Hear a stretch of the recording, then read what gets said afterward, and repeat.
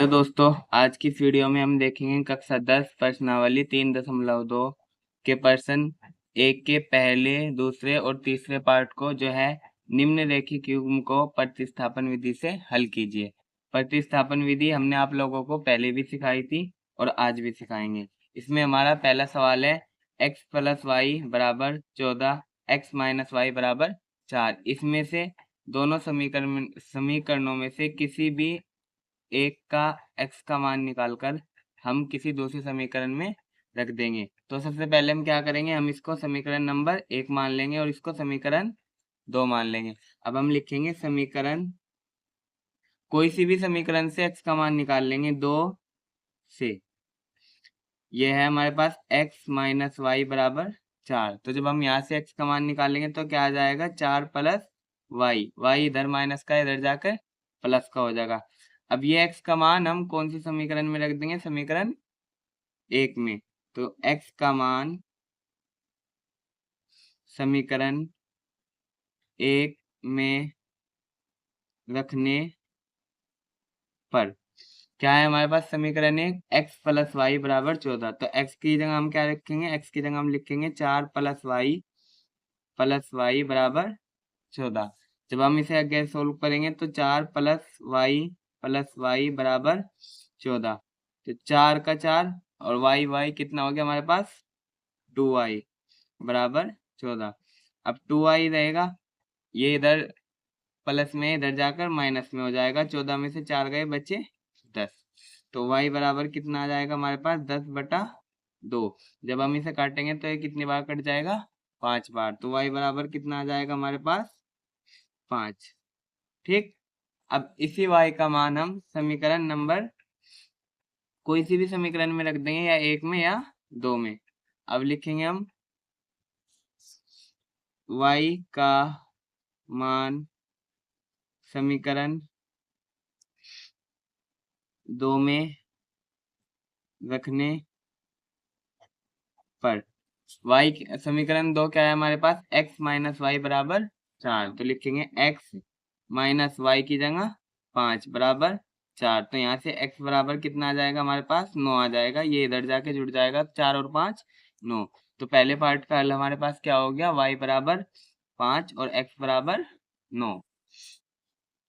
Same इसी तरीके से इसका सेकंड पार्ट है s minus T is equal to 3, और ये है s/3 प्लस t/2 बराबर 6। तो सबसे पहले हम इस समीकरण को हम समीकरण नंबर 1 मान लेंगे और इसे हम सोल्व करेंगे। इन दोनों का एलसीएम लेंगे, एलसीएम लेना हमने आपको सिखाया था, तो वो हो जाएगा 6। ठीक। जब हम इसकी इसमें गुना करेंगे तो ये हो जाएगा 2s प्लस ये हो जाएगा हमारे पास 3t बराबर 6। अब ये 2s प्लस 3t, 6 यहाँ गुना बटे में भाग में है, इधर जाकर कितने में हो जाएगा, गुना में। तो 6 छंग 36। तो ये हमारे पास आ गई समीकरण 2। अब हम समीकरण 1 से s का मान निकालकर समीकरण 2 में रख देंगे। तो समीकरण 1 क्या है हमारे पास, समीकरण 1 है हमारे पास s माइनस टी बराबर 3। तो s बराबर कितना आ जाएगा, 3 प्लस टी। अब यहाँ से s का मान कौन सी समीकरण में रख देंगे, 2 में। समीकरण 2 में रखने पर, ठीक। x का मान जब हम समीकरण 2 में रखेंगे तो क्या आ जाएगा, 2 इंटू s का मान रख देंगे हम 3 plus T, 3 plus T plus 3t बराबर 36। इसे आगे सोल्व अंदर गुना करेंगे तो 3 दूनी 6 plus 2t, 2t plus 3t बराबर 36।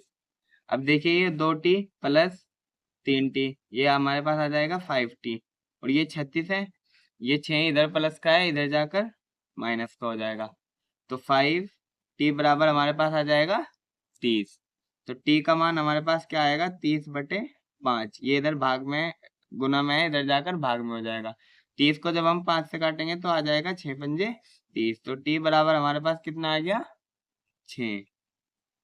t बराबर हमारे पास 6 आ गया। अब हम t का मान समीकरण 1 में रख देंगे। t का मान समीकरण टी का मान समीकरण 1 में रखने पर, समीकरण 1 क्या है हमारे पास, समीकरण 1 है s माइनस टी बराबर 3। तो ये हो जाएगा s माइनस टी का कितनी वैल्यू है 6 बराबर 3। तो s बराबर कितना आ जाएगा हमारे पास, s बराबर भी हमारे पास 9 आ जाएगा, क्योंकि 6 इधर माइनस का इधर जाकर प्लस का हो जाएगा। 3 और 6 कितना हो जाएगा 9। इसी का ही हमारे पास थर्ड पार्ट है, वो है 3x माइनस वाई बराबर 3 और ये 9x minus 3y is equal to 9। अब यहाँ से आप लोगों ने एक नोटिस की होगी, अगर हम यहाँ से 3 कॉमन ले ले इस वाले समीकरण में, तो के अंदर क्या बचेगा 3x माइनस वाई बराबर 9। अब ये इससे कट जाएगा 3 बार, 3 तिया 9, तो ये क्या आ जाएगा 3x माइनस वाई बराबर 3। ये सेम समीकरण 2 जो है समीकरण 1 की तरह आ गई। या आप इसे ऐसे भी कर सकते हैं कि a1 बटा a2 बराबर b1 बटा b2 बराबर c1 बटा c2। चाहे आप मान रख के देख लीजिए। a1 का मान कितना है हमारे पास 3, a2 का हमारे पास कितना है 9, b1 का कितना है माइनस के 1, b2 का कितना है माइनस के 3 और c1 का कितना है 3 और C2 का हमारे पास कितना है 9। जब आप हम इसे काटेंगे तो ये कितनी बार कट जाएगा 3 बार, 1/3। ये माइनस से माइनस कट जाएगा तो ये कितना आ जाएगा 1/3।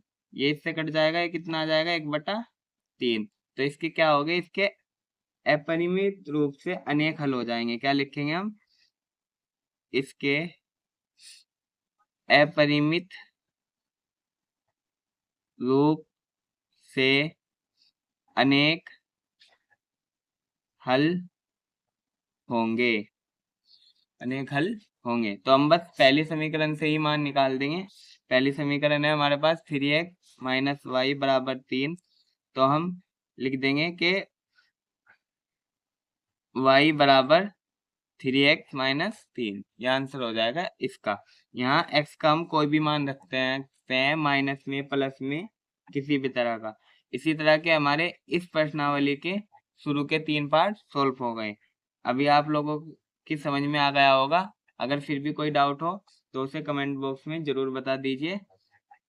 फिर मिलते हैं अपनी नेक्स्ट वीडियो में नए प्रश्नों के साथ।